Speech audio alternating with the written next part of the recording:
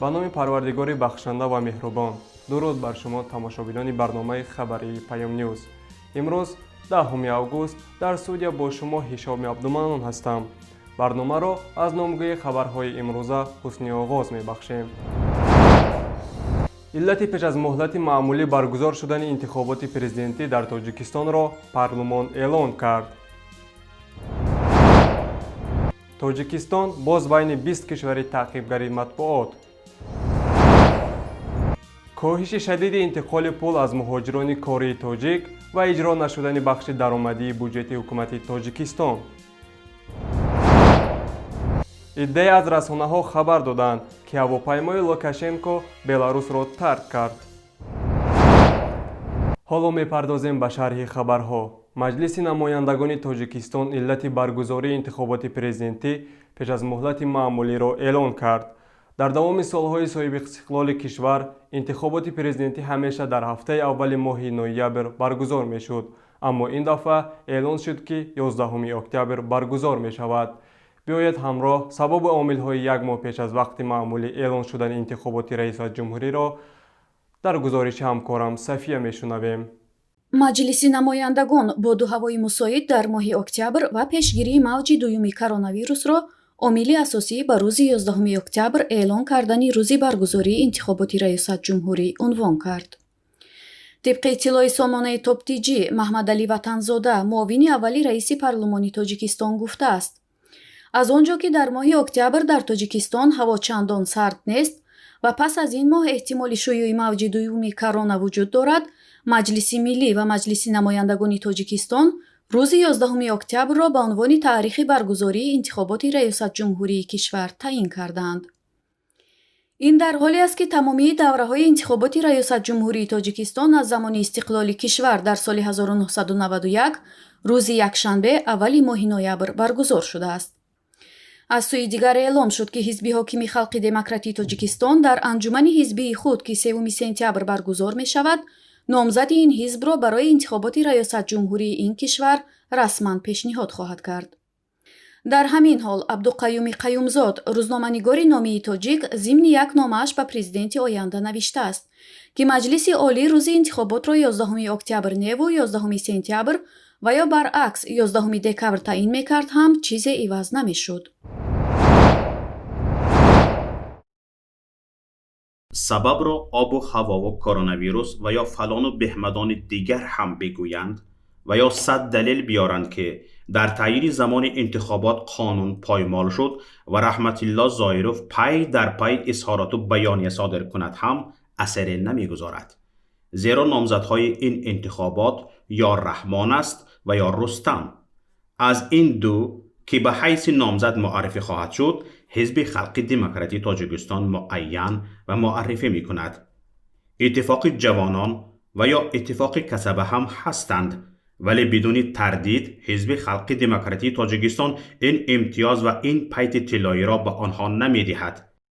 дар асл ва дар амал сохтмон ва биное, ки дар ҷаласаи пӯшида ва паси дарҳои бастаи он номзади раисҷумҳурӣ барои 7 соли баъди маълум мешавад, қароргоҳи оила ва ё ҳамон манзили зисти хонаводаи худи раисҷумҳур аст. беш аз ин, дар ин маърака мову шумо ширкат бикунем ва ё накунем, баргаҳои райро даста даста ва ё тоқа тоқа дар қуттии шаффофу ғайришаффоф мерезанд ё намерезанд, нозирону мушоҳидони дохиливу хориҷӣ баҳо диҳанду надиҳанд, гумон аст асаре бар натиҷа дошта бошад. аммо иддаe аз коршиносон ба ин назаранд, ки дар интихоботи ин дафъаина мардум хеле фаъол хоҳанд шуд. бо ба инобат гирифтани вазъи сиёсӣ дар кишварҳои пасушӯравӣ мисли Қазоқистону Беларусия ва ҳатто Русия метавон ҳад зад, ки ин бедорхоҳии мардум ва безорҷӯӣ аз дуру дароз будани як нафар дар сари қудрат ҳатман таъсири худро ба Тоҷикистон мерасонад. ҳеҷ не, ин дафъа раҳбарияти феълӣ мисли интихоботҳои қаблӣ бидуни муборизаву дучор шудан ба мухолифати мардумӣ наметавонад осон дигар бора ба курсии раисҷумҳурӣ нишинад. созмони рӯзноманигорони бидуни марз дар раддабандии озодии матбуот дар кишварҳои ҷаҳон Тоҷикистонро дар миёни 180 кишвари ҷаҳон дар ҷойгоҳи 161 қарор додааст. طبق این رده‌بندی توجیکستان در میان 20 کشور مطبوعاتشان ناآزاد قرار گرفته است. سازمان روزنامه‌نگاران بدون مرز تاجیکستان را از کشورهای مطبوعاتش ناآزاد دانسته از حکومت تاجیکستان طلب کرده است که برخورد تند با رسانه‌های مستقل خبری و محروم کردن گزارشگران خبرگزاری‌های خارجی از اکریدیتاسیون بس کند. گفتنی است در تاجیکستان طول چند سال آخر بحث آزادی مطبوعات میان مقامات حکومتی و نمایندگان سازمان‌های غیر دولتی روزنامه‌نگاری بر اثر چگونگی فعالیت رسانه‌های مستقل خبری و دادن اکریدیتاسیون به گزارشگران خبرگزاری‌های خارجی داغ شده است. مقامات تاجیکستان فشار بر رسانه‌های خبری مستقل را ضرورت حفظ امنیت کشور عنوان می‌کند. اما نمایندگان سازمان‌های غیر دولتی روزنامه‌نگاری معتقدند که این اقدام یک بهانه برای تشدید فشار بر رسانه‌های مستقل خبری میباشد که به جایگاه بین‌المللی تاجیکستان در شاخص آزادی فعالیت مطبوعات لطمه میزند. کارشناسان میگویند قانون مطبوعات تاجیکستان که 25 سال قبل تصویب شده بود پاسخگوی شرایط فعلی جامعه نیست و به اصلاح و تغییر واقعی نیاز دارد. به این دلیل این بندهای این قانون مغایر با تعهدات بین المللی تاجیکستان درباره تامین آزادی فعالیت مطبوعات و رسانه‌های خبری میباشد.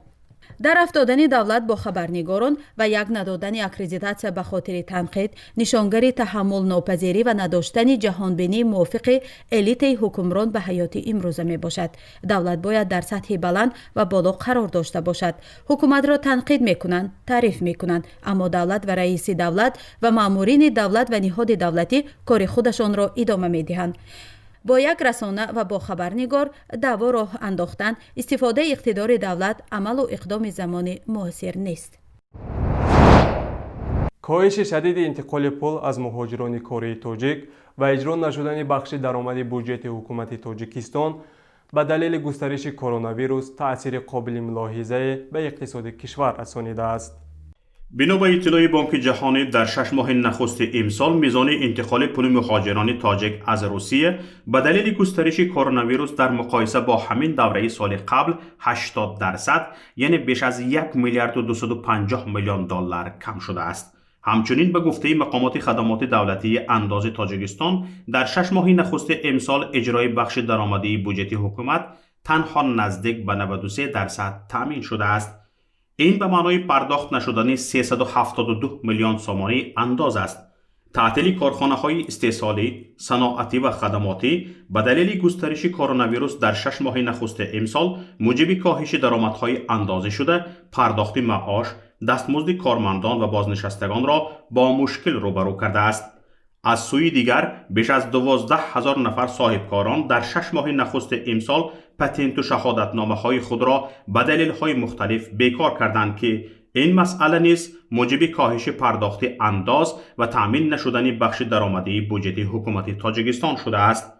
در همین حال حکومت می‌خواهد معاش کارمندان بودجوی، نفقه و استیپندی را از ماه سپتامبر سال جاری از 10 تا 15% زیاد کند.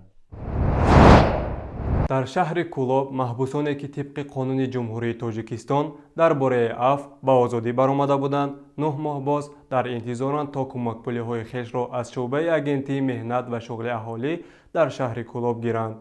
کارافتادگان هر روز در پشت در ریاست اگنتی مهنت و شغل اهالی در منطقه کولاب رفته روزی دراز در نوبت می‌نشینند، اما ناامید به خانه‌های خود برمیگردند. در این باره سامانه پایک خبر داده نوشته است مسئولین در اتاق سالقین نشسته پروان ندارند که پشت درشان کی هست و برای چی آمدند. در حالی که حکومت دم از زیاد کردن معاش و نفقه میزند، هزاران نفقه خوران و دانشجویان از آن شکایت میکنند که ماهاست معاش و یا نفقه و استیپندیای خود را نگرفتند.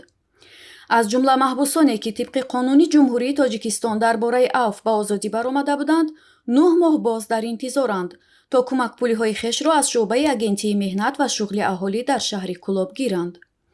غایبوف اسماعیل سابق محبوس به سامانه پایک گفته است هر روز پشت در اداره می آید ولی مسئولین یک مرتبه 200 سومانی دادند و خلاص.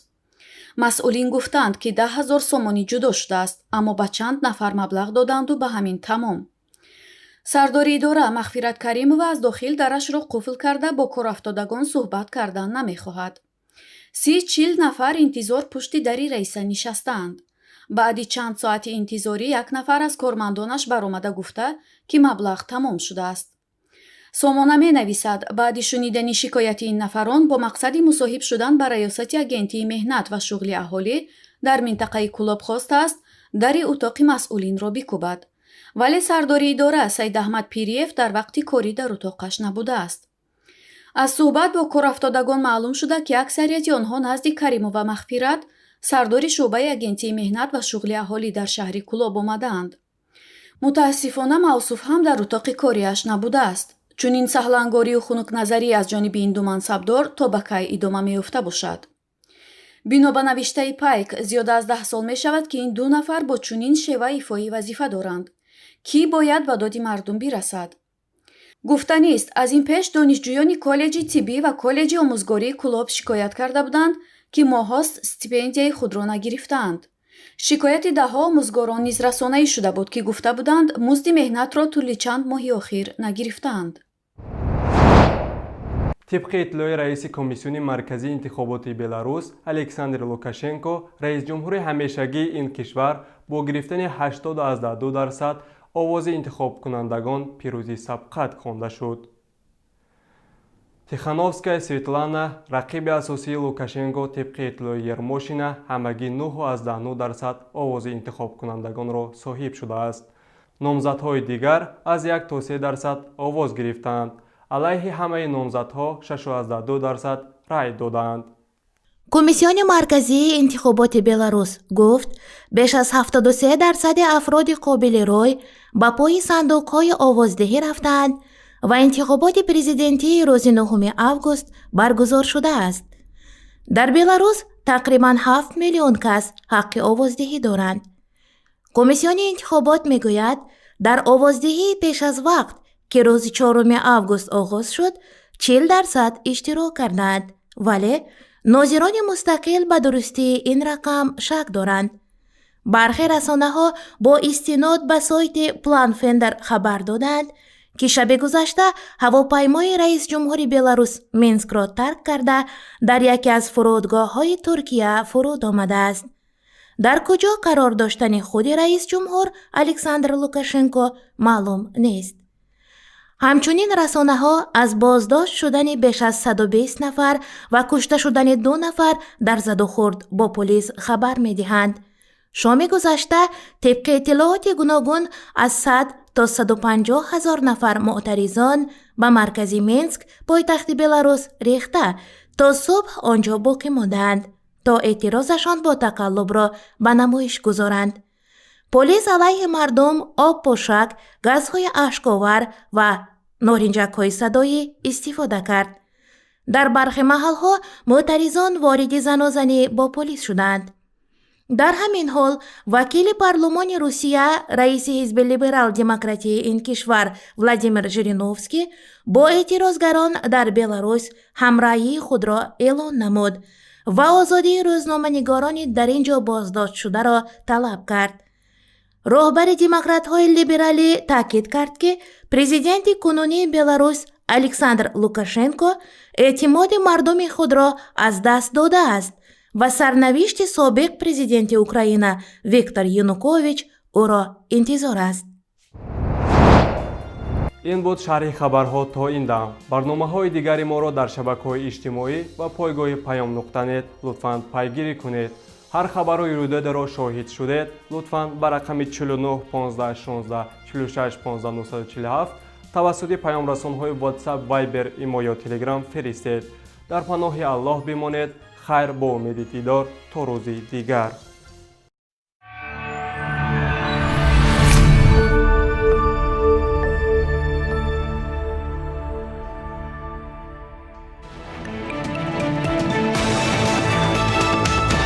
радиои паём. дар фазои сиёсат садои ҷадид. радиои паём. илм, фарҳанг, навид. радиои паём. машварат, баҳс, гуфтушунид. дар тамоми дунё рӯи расонаи интернетӣ радиопаём.net